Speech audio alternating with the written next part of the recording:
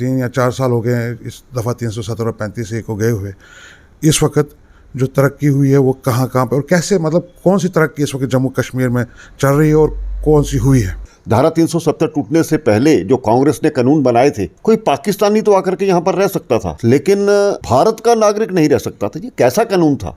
स्टेशनों का निर्माण हो रहा है, रास्तों का निर्माण हो रहा है, हजारों लाखों करोड़ों के जो प्रोजेक्ट चल रहे हैं। बहुत बड़ा इशू जो इस टाइम है बेरोजगारी है, उस पर केंद्र सरकार क्या काम कर रही है? बेरोजगारी कांग्रेस की या बाकी सरकारों की देन है? क्या लोकल कॉरपोरेट जगत के लोग, मतलब कोई इन्वेस्टमेंट यहाँ पे कोई हुई है जो आप कहना चाहते हैं कि जिससे बेरोजगारी खत्म हो जाएगी? यहाँ पे कोई ऐसा 37,000 करोड़ के जो एग्रीमेंट साइन हुए हैं वो ज़मीनी स्तर पर लाते समय तो लगता है कि उसको उनका इंफ्रास्ट्रक्चर बनाते, वहाँ पर करते, तो एक माहौल पैदा करने की जरूरत है। और खुद मॉनिटरिंग करते हैं हमारे गृह मंत्री। जम्मू कश्मीर में अब हालात सामान्य हैं, लोगों की डिमांड से इलेक्शन, पार्टीज भी बोल रहे हैं इलेक्शन, फिर क्या वजह है कि केंद्र सरकार इलेक्शन के लिए कर रही है? माहौल साजगार है। भारतीय जनता पार्टी भी इसकी डिमांड करती है कि जल्दी लोकतांत्रिक सरकार बननी चाहिए। सत्यपाल मलिक का हम कल इंटरव्यू देख रहे थे, उनने बीजेपी को भी कटघरे में खड़ा कर दिया करप्शन के मामले में। उन्होंने ये भी बोला कि मोदी जी जो है उनको कोई एतराज़ नहीं है करप्शन में। तो आप इसमें क्या कहना चाहते हैं? हमें सत्यपाल मलिक का सर्टिफिकेट नहीं चाहिए, हमें जनता का सर्टिफिकेट चाहिए। जनता भली भांति समिति है और भारतीय जनता पार्टी लगातार आगे बढ़ रही है। मोदी जी के नेतृत्व को विश्व स्वीकारता है। क्या खोया क्या पाया? बीजेपी का दफ़ा 370 और 35A से पहले स्पष्ट मौक़िफ़ था कि दफ़ा 370 और 35 से जम्मू कश्मीर की तरक्की में एक बहुत बड़ी रुकावट है। उस रुकावट को तोड़कर अभी तक हम ये जानने की कोशिश करेंगे कि बीजेपी ने, जो केंद्र सरकार है, उन्होंने कश्मीर में कौन से तरक्की, क्या क्या तरक्की अभी तक हुई है जम्मू कश्मीर की रियासत में, और जो इलेक्शन की डिमांड इस वक्त जम्मू कश्मीर के लोग जो चाहते हैं और सियासी पार्टियां भी चाहते हैं, उन सभी विषयों पर बात करने के लिए हमारे साथ जुड़े हुए हैं फॉर्मर डिप्टी चीफ मिनिस्टर, और वो मेयर भी रह चुके हैं जम्मू में, और साथ ही साथ स्पीकर भी रह चुके हैं, जिनकी एक ख़ास नज़र यहाँ के लोगों के साथ ख़ास नज़रिया है और ख़ास पकड़ है। लोगों के बीच में काफ़ी टाइम बिता चुके हैं और अभी भी इस वक्त लोगों के बीच में ही रह रहे हैं। उन्हीं से बात करें, इन्हीं विषयों पे बात करने के लिए इस वक्त हमारे साथ हैं बीजेपी के वरिष्ठ नेता श्री कविंदर गुप्ता जी। कविंदर गुप्ता जी, आपका स्वागत है यंग भाई। शुक्रिया। कविंदर गुप्ता जी, केंद्र सरकार का या बीजेपी गवर्नमेंट का ये कहना कि जम्मू कश्मीर में जो दफ़ा 370 और 35A है, ये एक बहुत बड़ी रुकावट है कि जम्मू कश्मीर की तरक्की के लिए। उसके बाद अभी 3 या 4 साल हो गए हैं इस दफ़ा 370 और 35A को गए हुए। इस वक्त जो तरक्की हुई है वो कहाँ कहाँ पर और कैसे, मतलब कौन सी तरक्की इस वक्त जम्मू कश्मीर में चल रही है और कौन सी हुई है? देखिए, नंबर एक तो कॉन्फ्रेंस बिल्डिंग मेजर ये बहुत ज़रूरी था। धारा 370 टूटने से पहले कश्मीर भारत का अभिन्न अंग है, कश्मीर भारत का अभिन्न अंग है, क्यों बार बार चलाना पड़ता था? कोई ये नहीं कहता था कि हरियाणा या पंजाब इसका अभिन्न अंग है। आज वो अभिन्न अंग वाली बात जो थी, क्वेश्चन मार्क था, नंबर एक तो उसको ख़त्म किया गया है। धारा 370 टूटने से पहले जो कांग्रेस ने कानून बनाए थे, कोई पाकिस्तानी तो आकर के यहाँ पर रह सकता था, लेकिन भारत का नागरिक नहीं रह सकता था। ये कैसा कानून था? इनके पीछे बहुत बड़ी साजिश थी। आज जो आपने पिछले 30 वर्षों में देखा, एक समाज, हिंदू समाज का वहाँ से विस्थापन होना, ये क्या साजिश नहीं थी? मस्जिदों से ऐलान करके कुछ हुर्रियत के दूसरी जो गुंडे थे वो इस प्रकार की कोशिश करती थे। आज वहाँ पर कोई हुर्रियत का कैलेंडर जारी नहीं होता है। आज मिलिटेंट्स के जनाजे में लाखों की तादाद में लोग नहीं चलते हैं। आज रोज़मर्रा का बंद वो कहाँ है, मैं ये पूछना चाहता हूँ। आज जो 500-700 मिलिटेंट्स को पिछले 1.5-2 वर्षों में मार गिराया गया, आज वहाँ पर शांति है। 70 सालों में सबसे ज़्यादा अगर टूरिस्ट कभी आया है तो वो पिछले वर्ष आया है। आज ही अमरनाथ यात्रा की जो डिक्लेयर किया है, 61 दिन की यात्रा, उसकी रजिस्ट्रेशन शुरू हो गई है, जिस पर वहाँ के लोग सवाल उठाते थे। अमरनाथ यात्रा का करवाना मतलब कि एक चैलेंज हो गया सरकार के लिए, अब कोई चैलेंज नहीं है। आज जिस प्रकार से थोड़े दिन पहले हमारे माननीय गडकरी जी यहाँ पर आए थे, स्टेशनों का निर्माण हो रहा है, रास्तों का निर्माण हो रहा है, हज़ारों लाखों करोड़ों के जो प्रोजेक्ट्स चल रहे हैं। आने वाले समय में जोजिला टनल को हम बिना जो 6 महीने वहाँ पर बंद रहता था वो पूरी तरह से एक अच्छा वातावरण बन रहा है। रिंग रोड यहाँ पर बन रहे हैं। दिल्ली, अमृतसर और कटरा के लिए नेशनल हाईवे बन रहा है। कहने का अर्थ मेरा ये है कि आज स्पोर्ट्स को भी बढ़ावा दिया जा रहा है। लोगों को रोज़मर्रा के बंद करके एक उनकी जो नौजवानों की मेंटल जो हेल्थ है उसको ख़राब किया था। वो पाकिस्तान से पैसा आता था, ये चिल्लाते हैं हमारे विपक्षी, डीमोनेटाइजेशन के बाद जो पैसा 2 नंबर का आता था वो अब आज कहाँ गया? आज उसके कारण से पत्थरबाजी होती थी। जब शांति होगी तो डेवलपमेंट भी होगी। आज तक किसी ने 70 साल में यहाँ ना तो किसी ने इन्वेस्टमेंट की, ना यहाँ पर बेरोजगारी का कारण ही यही था। कॉर्पोरेट सेक्टर यहाँ पर नहीं आया, इंडस्ट्री यहाँ पर नहीं आई। इन सब चीज़ों को आज ये चीज़ें लाइन पर हैं।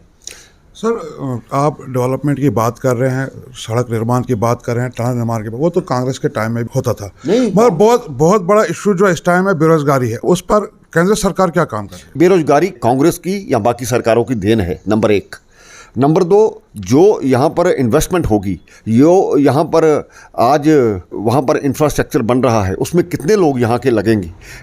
लोगों को एक बीमारी दिमाग में डाल दी गई थी इन सरकारों द्वारा कि चाहे कोई MA पढ़ा आदमी है, कोई PhD है, मुझे क्लास 4 लगवा दो। और क्लास 4 लगवाने के पीछे क्योंकि सरकारी नौकरियां ही थी, वही एक साधन था, और कोई सेक्टर था ही नहीं जहां पर हमारे नौजवान सोच पाते। आज आप बंगलोर में चले जाओ, नोएडा में चले जाओ, अपने गुड़गांव में चले जाओ, कोई प्रेफरेंस नहीं देता सरकारी नौकरी को। तो इन सभी विषयों को, क्योंकि हालात यहाँ पर पैदा नहीं किए गए। यहाँ पर HMT की इंडस्ट्री थी, सारी भगा दी गई। यहाँ पर जो भी इंडस्ट्री हिंदुस्तान लीवर लिमिटेड था, ख़त्म हो गया। ये कारण क्या था? चोर बाजारी और राजनीतिक दुकानदारी। बाहर से कोई नहीं आना चाहिए, यहाँ कुछ करने का होगा नहीं, और केंद्र पर हम डिपेंड थे। आज वो केंद्र पर डिपेंडेंट नहीं है। सेल्फ सफिशिएंट बनना हमारे राज्य का सबसे बड़ा प्राथमिकता है।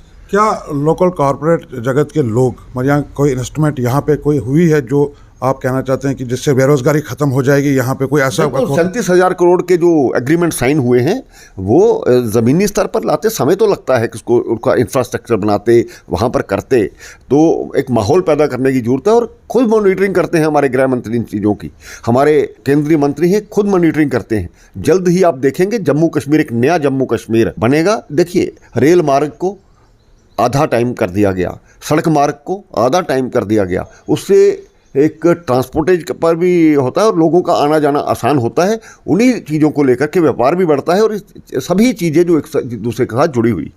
सर, हमने देखा है डेवलपमेंट, आप बोल रहे हैं डेवलपमेंट हो रही है और आहिस्ता आहिस्ता होगी, हम मानने के लिए तैयार हैं। मगर इस वक्त आप देख रहे हैं बेचैनी सी युवाओं में खासकर, वो लोग सड़कों पे हैं, प्रोटेस्ट पे हैं, PhD वाले अलहदा हैं, हर कोई कुछ वो बेरोजगार नौजवान वो भी सड़कों पे हैं। उसका कोई हल निकालने की कोशिश कर रही है बीजेपी? बिल्कुल, पहले भी यहाँ पर जो मिनिमम वेजेस बढ़ाए गए हैं, ये किन सरकारों की देन है, हमें ये पूछना चाहता हूँ। ये 1 लाख युवकों को सड़कों पर किसने लाया? उनका फ्यूचर किसने ख़राब किया? उनके साथ कौन सी कमिटमेंट की गई है? कोई 500 में लगा, कोई 1000 लगा, ना कोई मापदंड है, ना कोई मैयर है। अब सरकार जो भी है उनको कर रही है फेस मैनर में। इसके लिए पहले भी हमारी केंद्र सरकार में बात, लेकिन इतना बड़ा जो चंक, उसको समय तो लगेगा ही। बाकी जहाँ तक स्कीम्स, ये कौन सा तरीका था कि 7 साल नौकरी करेगा उसके बाद बाहर कर दिया जाए? जो सरकारी सिस्टम था वो गलत था।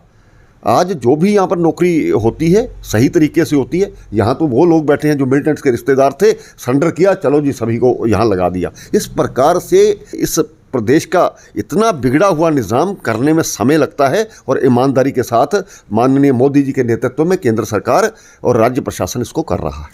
सर, आपने अभी बोला कि जम्मू कश्मीर में अब हालात सामान्य हैं, लोगों की डिमांड से इलेक्शन, पार्टीज भी बोल रहे हैं इलेक्शन, फिर क्या वजह है कि केंद्र सरकार इलेक्शन के लिए कर रही है? माहौल साजगार है। भारतीय जनता पार्टी भी इसकी डिमांड करती है कि जल्दी लोकतांत्रिक सरकार बननी चाहिए। अभी कुछ दिनों में यहाँ पर G20 होने वाला है। अभी कुछ दिनों में यहाँ पर हमारा इलेक्शन कमीशन ऑफ इंडिया का पूरा स्टाफ यहाँ आकर देखने वाला है।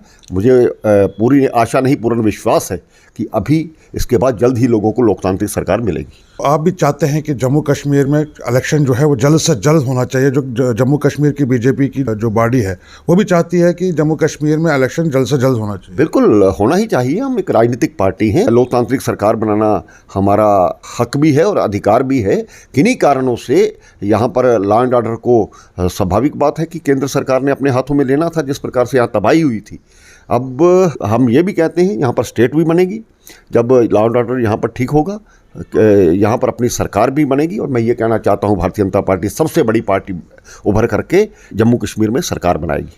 सर, हमने पिछले दिनों देखा कि एक गैप जो है, जो अली मनोज सिन्हा जी और बीजेपी पार्टी का जो थोड़ा गैप रहा है, क्योंकि उनके जो सख्त निर्णय थे, हम सख्त निर्णय नहीं बोलेंगे, कम से कम वो anti encroachment drive, property tax, जो भी निर्णय था उनका, वो थोड़ा लोगों में नाराज़गी हो रही थी, लोगों में बीजेपी के खिलाफ, खासकर जम्मू में तो मैंडेट बीजेपी को ही मिला है ज़्यादा, तो बीजेपी के खिलाफ रोष प्रकट हो रहा है कि हम तो सिर्फ 3 साल रहे, ये इंडोर्समेंट्स करवाई किसने? इसके पीछे बड़े बड़े लोगों का हाथ था। आज तकलीफ उनको हो रही है, किसी ने छोटे व्यक्ति को नहीं छेड़ा है, वही लोग जो अपनी सत्ता में रह करके अपने पावर का दुरुपयोग करके वो ज़मीनें हड़पी हैं, उनसे छुड़ानी चाहिए। भारतीय जनता पार्टी ये डिमांड करती है। लोग हमें कहते हैं हमने सख्त कानून लाए, बिल्कुल लाएंगे। सख्त कानून जनता के हित में रहते हैं जब हम लंबे समय तक सोचते हैं। आज वही जो ज़मीनें हैं लोगों के काम आएंगी, लोगों के हित में यहाँ सारा काम होगा।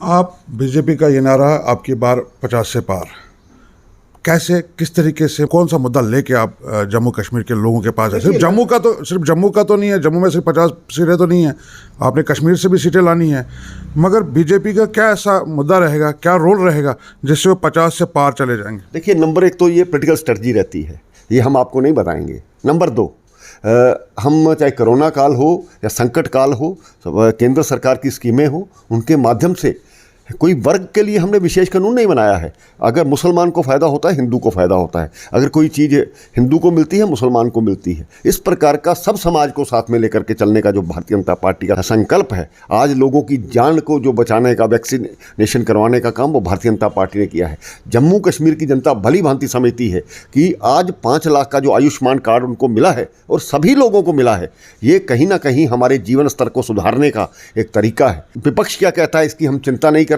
हम लगातार चल रहे हैं और हमें पूर्ण विश्वास है कि भारतीय जनता पार्टी यहां पर काम करेगी। आज भी हमारा कार्यकर्ता बूथ स्तर पर बैठ करके वहां पर लोगों की चिंता करता है, उसी का परिणाम है हम लोगों के बीच में हैं, लोग हमारा समर्थन करेंगे। आप अपोजिशन को भी हमने सुना, हमने अपोजिशन का ये भी कहना है कि ये कश्मीर के हालात ठीक करने गए तो जम्मू को अपने हाथ से खो बैठा है, जम्मू के युवा उनसे नाराज़ हैं, जम्मू के लोग उनसे नाराज़ हैं, उनकी नाराज़गी को दूर करने के लिए बीजेपी के नाराज वो हैं जिनकी राजनीतिक दुकानदारी बंद हुई है। पिछले दिनों जो ये डीडीसी बीडीसी के इलेक्शन हुए थे, भारतीय जनता पार्टी ने पहले से बेहतर किया है। 2008 में हमारी सिर्फ वहाँ पर 5000 हमें वोट मिला था 3 पार्लियामेंट कॉन्स्टिट्यूंसीज में। आज 4.5 लाख हमारा वहाँ पर मेंबर है। इससे हम अंदाजा लगाते हैं कश्मीर में तो जीतेंगे, जम्मू में भी पहले से बेहतर स्थिति में हम। सर, हमने एक अहम सवाल करना चाहता हूँ। सत्यपाल मलिक का हम कल इंटरव्यू देख रहे थे, उनने बीजेपी को भी कटघरे में खड़ा कर दिया करप्शन के मामले में। उन्होंने ये भी बोला कि मोदी जी जो है उनको कोई एतराज़ नहीं है करप्शन में। तो आप इसमें क्या कहना चाहते हैं? हमें सत्यपाल मलिक का सर्टिफिकेट नहीं चाहिए, हमें जनता का सर्टिफिकेट चाहिए। जनता भली भांति समझती है और भारतीय जनता पार्टी लगातार आगे बढ़ रही है। मोदी जी के नेतृत्व को विश्व स्वीकारता है। हमें सत्यपाल मलिक जी, मेरे पास अभी वीडियो है, 2018 में वो क्या कहते थे, 2023 में क्या हो गया उनको, ये वो खुद ही बता सकते हैं। मुझे लगता है ना कहीं सत्ता से बाहर रह करके फ्रस्ट्रेशन होना, वही ये चीज़ें बोल रही है। आपका यंग वॉइस में जुड़ने के लिए शुक्रिया सर। शुक्रिया, धन्यवाद। ये थे कविंदर गुप्ता जी, जिनका ये कहना है कि हम भी इलेक्शन चाहते हैं और जम्मू कश्मीर के हालात अब बिल्कुल सुधर चुके हैं। हमारी ये डिमांड है कि जम्मू कश्मीर में इलेक्शन जल्द से जल्द हो ताकि लोगों की भलाई के काम कर सकें। यंग वॉइस के लिए यासिन मीर, कैमरामैन अभिषेक बारू के साथ।